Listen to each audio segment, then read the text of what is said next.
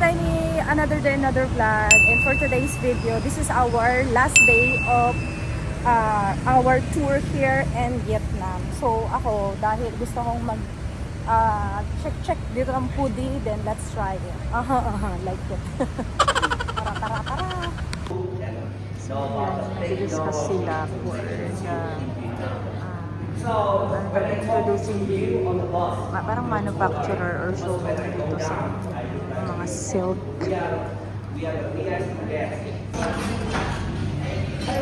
Lunch time namin.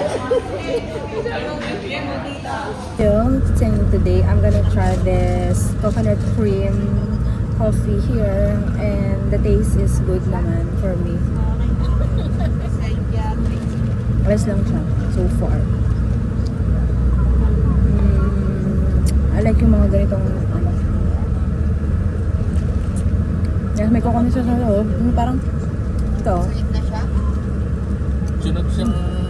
So ngayon sa APEC Park yata ang tawag dito.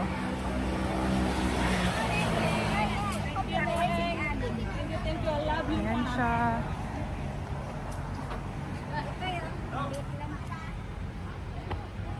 Tayo ay ayan, APEC pala yung APEC Park yata nila dito sa Vietnam. And as you can see right now, we're here, but it's really hot guys, sobrang init. So ayan siya, look at that, diba? Sobrang ganda, kaso nga lang init. Dapat sa mga ganitong oras hindi, pero anyway, yun lang. Nakikita yung mga building ng ating Vietnam tour. So, pakita ko lang sa inyo kung gaano ka ganda dito sa Vietnam. Ayan. So, mainit. Sobrang init mga kataini. Sobra. As in. Parang ayaw mo na lamang lumabas. Diba?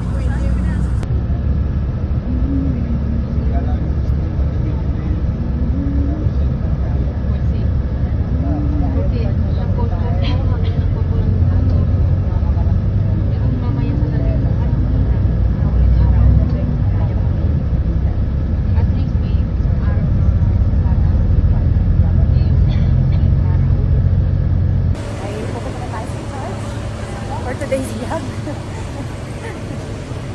Lalakad muna tayo. Minute lang, minute. Gusto ko na gano'n ng mga ganyan. Hold on.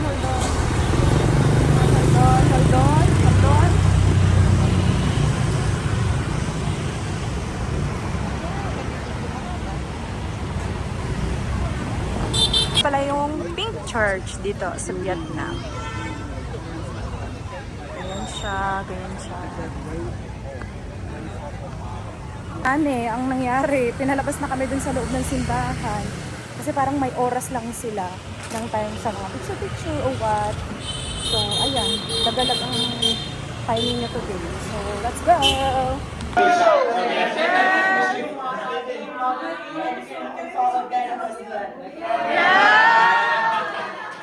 Thank you so much.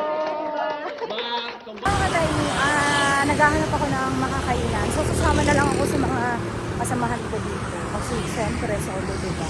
So, makiki-join first na lang. Para, today, gano'n.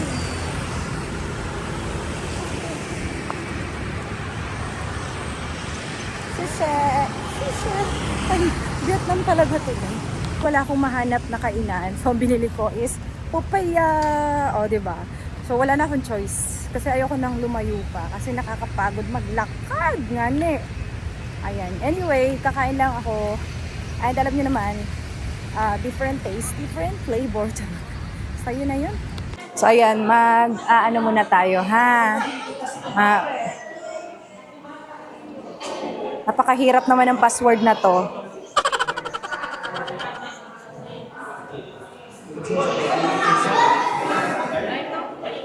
Ayan. So, o-order na kami ng masarap na drinks. So, let's try. Ayan. Dito po mo order. And you can choose your order today. Ano bang masarap din eh? May mga ganyan-ganyan sila, oh. Cold brew. Parang buko ito, parang ito, lemon, tea with lemon. Ay, libre nga pala yung drinks dito. Kasama nga pala yun sa package. Yung totoo. Bibili pa ako. Ang sarap kasi ng avocado. Ang sarap kasi ng avocado na coconut. Baka Sabi nila sabi nung nasa sales shop na itry yung avocado. Oo. Di ba nung last time? Kaso, ano kayo bibigay sa atin ngayon? Baka yung yung usual Salt, na kape. salt coffee, tapos yung mga Banh-mi. banh. Sige. Kakain ulit tayo ng banh mi. Pero, depende kung masarap. Sabi kasi, first impression last eh. Pag natikman ko, natikman ko kasi yung isa, parang hindi ko gusto. Kaya yun na yung parang in-expect ko na lasa. We'll see, try natin mabago. Kaloka. So, i-interviewin ko sila. Yeah, i-interviewin ko kayo isa-isa. Ano experience? Para maganda. Para may ibang vlog naman to. Chor, anong mga pananaw nyo sa Vietnam? Ikaw ba, tatanungin kita, ano yung, sa lahat-lahat ng napuntahan natin, ano yung best for you? Bana Hills. Bana Hills? Yeah. Ikaw, Be, ano yung best sa'yo nung sa lahat-lahat ng pinuntahan natin? Experience. Yung sa Bana Hills po, kahit sunog, malamig naman yung hangin. Oo, ikaw? Bana Hills din. Ito, Bana Hills. Ito, kuya. Wala! Wala daw siya. Kulang sa tulong. Ayun. Puro Bana Hills kasi maganda naman talaga kung tutuusin. Nararamdaman mo ba yung iba't ibang season ng Vietnam? Siguro depende sa season siguro. Kasi sa ngayon kasi sobrang init talaga. Sabi nila dito, spring daw yung pinakamagandang pagpunta dito sa Around Vietnam. January or Oo, March. March. January to March. True. So, hopefully, ayun, balik tayo uli. Pero gusto ko DIY na. Oo. Sobrang ganda ng DIY, feeling ko. Kasi mas ma-enjoy mo yung Vietnam. Oo, pag ikaw lang. Oo, pag ikaw. Or depende siguro sa sa tour guide, kung sino yung magma-manage sa'yo, no? Kasi ikaw din, based on, yun din yung experience niya, depende din sa tour guide talaga. Kasi since siya, more booking sa group joiner siya eh. Ako kasi more DIY. So first time ko itong gawin, na mag-book by group. Kaya nga solo lang ako eh. Diba? Grabe yung experience. Freedom ba? Gusto ko puntahan yung Danang Beach. Hindi ako parang saglit lang doon. Parang hindi mo siya matry na libutin na isang ganun. Mainit. Oo.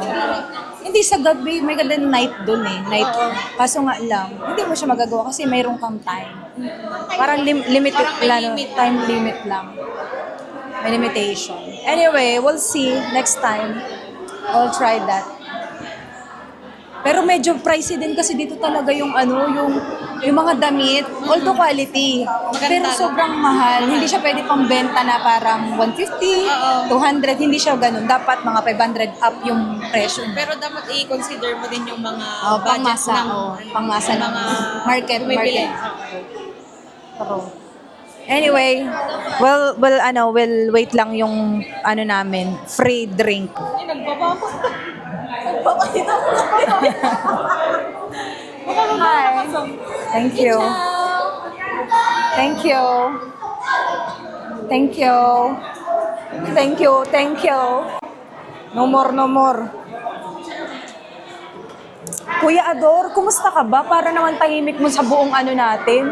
Buong journey. Para journey. Para kala mo yan Oh, Diyos ko. Anong zodiac sign mo? Basta. Wala kang zodiac sign? Kailan ba ang birthday mo? Bukas. Hindi nga. Bukas nga, sorry. Wala lang. Tinatanong ko lang kung anong zodiac sign mo. Bigat? Joke lang yun. Si Si Kuya Ador ayaw magsabi ng birthday niya kasi binabasa ko kasi sa zodiac sign yung ugali ng isang tao. Oo.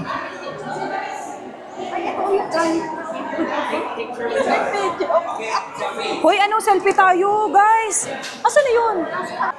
So, ayan mga tayo na gonna try this one, this coffee. This is free coffee. And I believe, isa sa mga, sa mga sikat dito. It's either salt coffee siguro to. We'll see. Tapang! Gising na gising ka! All good. And try natin tong banh mi ulit. Pero sa ibang store to kaya we'll see kung gano'n siya kaso. Ay, iba siya. Ay, oo nga siya nga.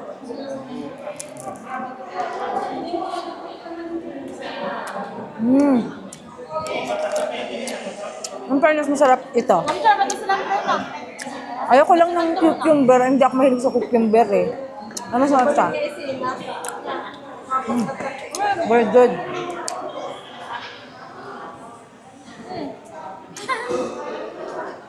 Busog na ako. Sobrang busog na ako. As in. Pero wala tayong magawa. Kailangan natin ubusin to. Mamaya ay tatawagin na tayo ng kalikasan. Over coffee. Over coffee na mamaya. Oo, kanina nagkope din ako. Tapos ulit ngayon. Umaga kay ate. Sa breakfast buffet. Oo, nagkape din ako. Ano ba yan? Puro coffee na. Pero hindi tumatalag sa akin. Naantok pa rin ako. Okay? Kahit anong kape ko. Kasi nga, di ba, pagod na The pagod liver na. spread na.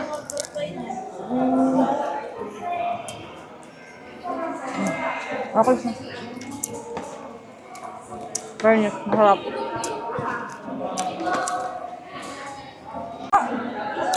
Talaga mahilig sila sa dahon dito. Sabi ko nga ay parang kambing. Kambing. One note good. Ay, ano, dahon na naman oh. Talagang healthy living sila dito. Lang talaga, ma'am. Ano, di pareho lang tayo. So, malapit na dito. Sa baggage airport, pa niya.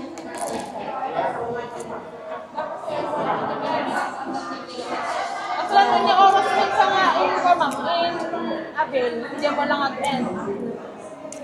Pagbalik ng ng Pilipinas, trabaho na agad, no? Kayo, ganun ka na.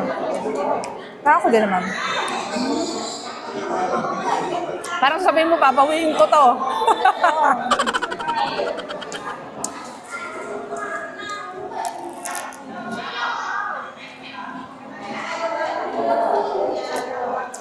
Alam mo, maganda ganito kasi marami kayong makikilala. Ako, nakilala niyo na ako. Nakilala ko kayo. Napalo niyo ako Isa lang ang pangalan, Tiny Vlogs. Kailangan kami sa airport.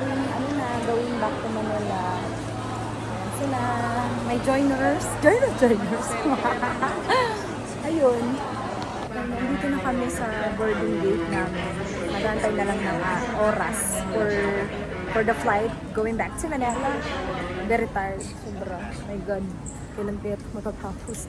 Tapos pagkapunta naman nila, flight naman, going back to Quezon pa. Kaya ng powers ko to. Sakay na kami ng bus. Ayun, look at that. Boarding time naman, makatayin. Going back to Manila again. Makatayin, we're flying na! Woo, going back. Manila. Problem to Quezon. We touched down Manila. Tatravel na tayo going back to Quezon France. Let's go!